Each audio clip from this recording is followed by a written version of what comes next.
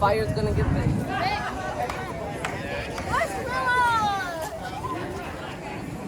All right, hopefully everybody can hear me. Welcome back to our open house in 2021 after a year of being stuck in the COVID world. Not that we're out of it now, but at least we're able to do face-to-face, and appreciate everybody coming out today. My name is Tom Styczynski. I'm the fire chief here with the Alsip Fire Department. This is one of our highlights of our open house is our side-by-side burn. To show you the difference of a room that has a sprinkler in it versus one that is not, which I'm sure most of you have in your home. Last year, one of the things we were able to do, thanks to Tom Leah's group, Mark, who's right in front here with the camera, and Local 281, is we did a video. We put together a video very similar to the side-by-side we're doing today. The difference is we added a fourth room. So we had over at my far left there is the sprinkler room. We had a bedroom next to it, a simulated bedroom next to it. And then we had these two cells, but in between we had a doorway just like your front door. And what the demonstration was to show you the difference if you are in bed sleeping and you have a fire in your home. So one of our firefighters' wives, she played our homeowner last year. We did the sprinkler one first. We lit a fire just like you're going to see in a little bit. The sprinkler system works, extinguished your finger, fire pretty quickly, so a little bit of smoke in the house. She was able to make it through the doorway, into the hallway, and out before she had to dial 911. We did the same thing in the one that is unsprinklered, and we're going to do something very similar today. The fire grew so fast between the fire and the smoke conditions that there was no way she was going to be able to go through that room to get outside. So what we did on that side, we actually put a window in there, so she actually had to crawl out the window. So she was able to feel the door, top and bottom, realized it was hot, made her way out of the window, and probably within maybe 10 or 15 seconds, the fire was already encroaching in that room. The other thing we did also is we also showed the difference of having a solid core door for your bedroom door versus a hollow core door. To show you how fast fire will go through a hollow core door, because again, the density has changed compared to a solid core door. And we're going to do the same thing today. So the center cell and the cell directly to my left, on the far side is a solid core door. On the left side, going into this cell is a hollow core door. One of the things we want you to show you is the difference. And also with the door going to the sprinkler room, also keeping closed. So in the perfect world, it is best advised to keep your bedroom door closed at night. So in case there's a fire, you are better protected. I know it's not always impossible because people have animals, and I have a 28-pound shepherd that would not like the door closed, and I understand that. If you have the ability to keep the door closed, at least your kids' room's closed, they have a better chance of surviving inside the fire. What the major cause of death in fires is not the fire, it's actually the fire gases or the smoke.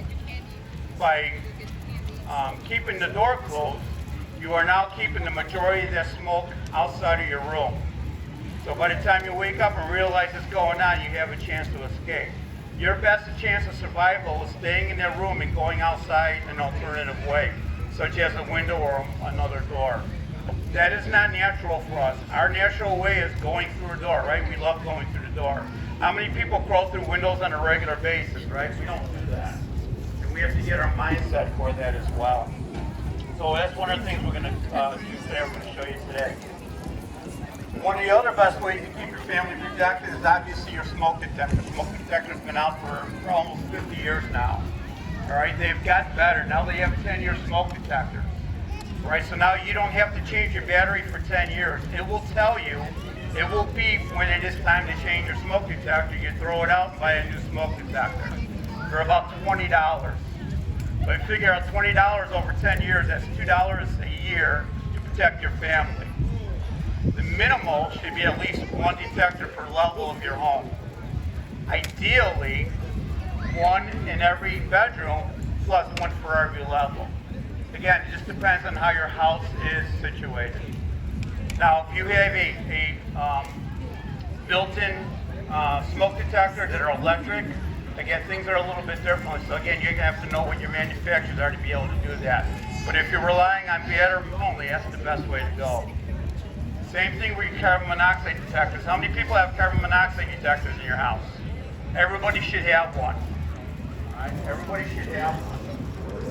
The best recommendation I can tell you with carbon monoxide detectors is buy one that's got a display, because if it goes off, we're going to want to know what those numbers are, because that's going to help us understand what is going on in your house. And also buy one that's not only carbon monoxide, but also natural gas, unless you have an all-electric house. Right? So stoves, furnaces, hot water heaters all use natural gas. So you want a combination of them, combination of both. They are $38 right now, and I just had to buy one 2 months ago at Menards. So where's my coffee drinkers? How many people drink Starbucks or Dunkin' Donuts, right? Half of a cup of coffee, you can protect your family a year. So again, split it up over 10 years to $3.80. So Monday morning, don't go to the Dunkin' Donuts or Starbucks, wait till Tuesday, pay to put that money towards a smoke detector or a carbon monoxide detector. Best way to protect your family. And we're going into that time of year, we see a lot of carbon monoxide calls because everybody has their house closed up, right? Except when it's winter, we had all these 100-degree days out there. All right, so again, best way to protect your family. And we see that on the news all the time. Yes, sir? Can I sit in the chair until it's... Not right now. Maybe when we're done. All right. So the two cells we're going to do, the one on my very far left where Sharon's standing over there, is one that's protected by a sprinkler head. In our village, since 2006, we mandated any new building, residential or commercial, has to have a sprinkler system. Again, this is life-saving. This will protect you. This will save your life because they're actually trying to put water on the fire. The smoke detector is only there to alert you. It does nothing else except alert you. How many people I haven't seen a side-by-side yet? So a handful of you. Okay, most of you have seen this before. All right, there's no magic. There's nothing weird we're doing. This is what you see in a sprinkler building. 15 gallons a minute. So the object is, once that fire gets to a certain point, this is called a quick response head. It brings this little glass in here that's red, you can see when we walk up, and starts putting water on the fire. So it prevents it from getting any bigger. Right? You look at what you have in your homes nowadays, and everything is made out of synthetic or plastic. Plastic gives off a lot of gases. It also creates a lot of heat very quickly because it's made out of hydrocarbons. Hydrocarbons is the same thing that goes in your gasoline tank except in a solid form. So majority of furniture and furnishings in your home are made out of solid gasoline. All right? It's fine until it starts on fire or starts burning. Then it goes rather quickly. That's why you see the thick black smoke. That is all the carbon that's in there. Right. The nice thing about the sprinkler head, it goes off. We can shut it off relatively quick like you've seen it before. Now the only thing is out is whatever room that happened in, you can live in your house. Call your insurance company, they call it a restoration company, they take care of your room, boom, you're done. When we do the other cells, you're going to see, because the amount of destruction with the fire, you're not going to be in your home for at least a year. You'll be out for a year by the time they get everything rebuilt. Not only that, you look at a response time.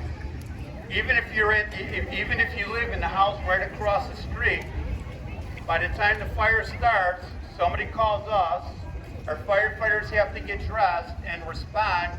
You're looking at a minimum of 4 to 5 minutes. Within 3 minutes, you're going to see how quickly this fire extends. And it develops temperatures almost 12 to 1500 degrees, and we call flashover. And that is usually where carbon monoxide ignites and you have a nice big fireball. All right, so all the fire gases come together because of the hydrocarbons. So that's what our demonstration is today. With the second cell, like I said, we're going to have the hollow core door open a little bit. So you're going to see how much smoke comes into the area and how much fire damage that's going to be on there. If you are in your home, your house catches on fire, and you can't get out, you can't get down to the stairs, you can't get to the room, your best bet is go to the closest room and close that door, open the window, and alert us. We will come get you. If you try going down the stairs in the thick black smoke, you might not make it out. Now we have to come find you. All right, and depending on how big your house is and what we're doing, it might take a while. Same thing with apartment buildings. How many people live in apartment buildings? All right. Everybody thinks it's better to get outside your apartments, all right? If the fire is inside your building somewhere, the best thing to do is keep your apartment door closed from the hallway to your unit. Same thing, go into the bedroom and let us know. We'll come get you with the ladder. That is your best chance of survival. Trying to go through the hot temperatures, trying to go through the thick smoke, you have a less chance of surviving. So your best chance is to stay put and we'll come get you. All right, we're gonna get started. So we're gonna ignite the one over here on the far left. That is one with the sprinkler. We're gonna simulate something close to your living room with furnishings. We're gonna simulate a garbage can on fire. And we're gonna watch as it grows. We're gonna set the timer to show you how quick it activates the smoke detector, how quick it activates the sprinkler head, how much water you're coming out, and how much less damage you're gonna see on that compared to the other cell. So go ahead and light it. Okay, you guys good? Good. Okay, Sean. 7. Start the clock.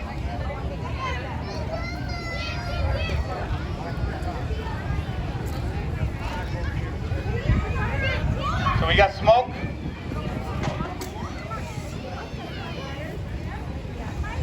There's our smoke detector. We're probably about 10 or 15 seconds in, that quick. It's telling you to get out of your house, and there goes the sprinkler head. Less than 30 seconds. Not a very big fire at all. That's why they call it quick response. Once you get to that temperature up there, now we show up. Our guys investigate, and hopefully your family's out. They're going to take a walk out, see if anything's burning. If anything's not burning, we're going to shut down the sprinkler system.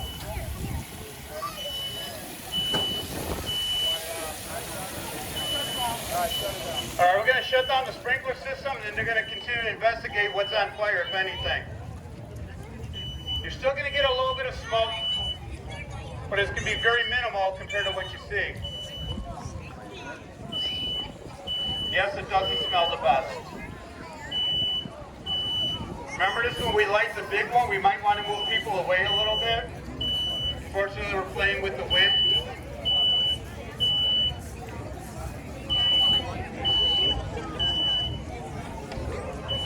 So again, they're investigating. They brought a pump cannon with them because again, there's not much fire. Bringing out the chair. Chair's in good shape. Goes to the restoration company. They clean it off, decon it. Comes back to your house in a couple months or a couple weeks, depending on how busy they are.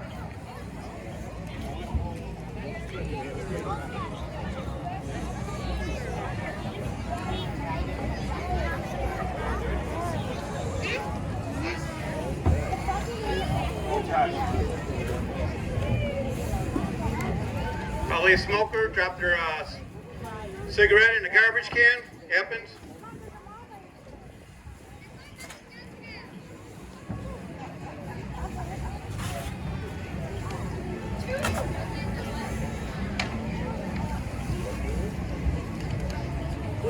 All good? All right, mission accomplished. How effective it is. Like I said, this is the reason why we have it in our village, that any new homes have to be protected by a sprinkler system. Keep your family safe. All right. Yeah. With our wind condition the way it is right now, everything's going to be coming this way. So you might want to either move back or actually move to the left over, because you're going to see a lot of black smoke, especially when they hit it. So it keeps changing. So, or we can get them even that way, maybe more. So try to leave the center open a little bit. This way, if it bothers you, it's easier to walk out of the way also. So we're going to do the same thing. We're going to light another fire in the garbage can. And we're going to let this go until it flashes over. We're going to let it go. We're going to let it roll pretty far. We're going to try to roll it about what time it would take us to get there. on a perfect day. All right? And unfortunately, we don't live in a perfect world, so sometimes it's going to be a little bit more. Yeah. Well, the best way is to make sure we get there quicker. As soon as you see something that doesn't look right, dial 911. Don't assume somebody else is going to do it before you. This side? Fire's lit. All right, fire's lit. Again, we're going to see some smoke conditions. You're able to see as the fire progresses. Get our timer going. We got fire behind the chair, starting to light up over the chair. It's going to start rolling across. 20 seconds for the smoke detector. You see we have smoke coming out of our door over here. 20 seconds, 30 seconds into it. Look how much it's grown already. One chair, one curtain. You see it starting to come out the cellar door now.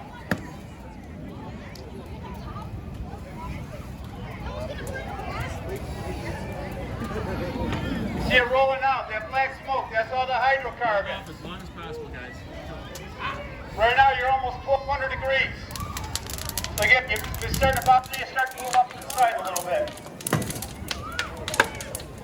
It's starting to flame out. We're about 15 feet away from that right now. You're rolling up and over. This is what we see. All right, go ahead. You feel the heat where I'm at. Make sure you get the other side too, Laura. There you go.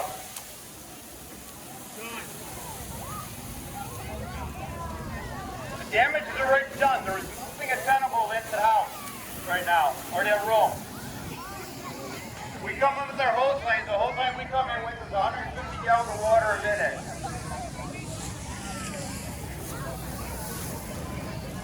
We gotta shut it down. See where it went?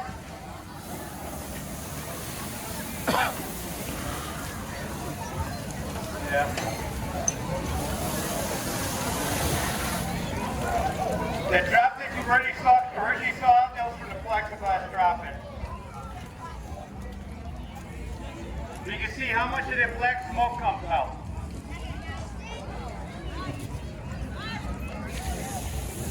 It's already coming in the door. Yep. All right, you see where the fire came inside the room itself? When you come over here, you'll see how much of this chair is damaged just by the heat. The fire only made it at the top of the doorway. That's how much heat is created.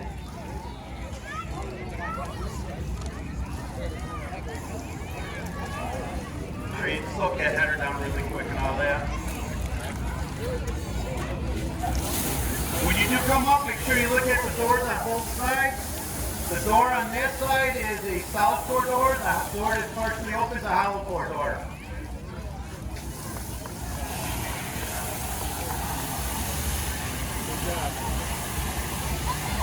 Once they soak it down, you get everybody to be able to come by and look at it.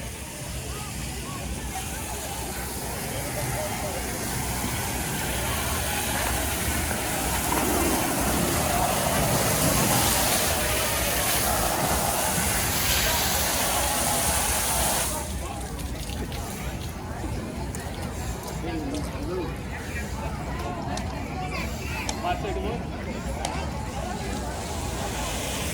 See the difference, boys? The second one burns. You can go back to that house. This one. What? Yeah. You can hear me.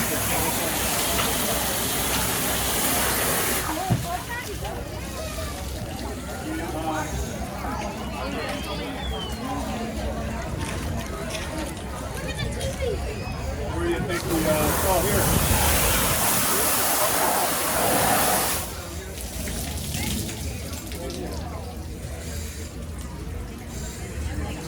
Yeah, left over from the smoking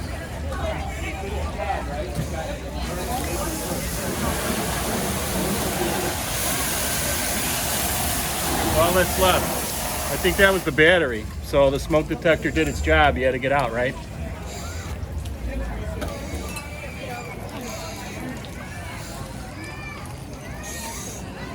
And then the sprinkler one, you just let dry it off and you'll be back in there today. Right? You're all set. It's protected. Just put the fire out real quick. Look at that. There's a little left in there. We'll have them.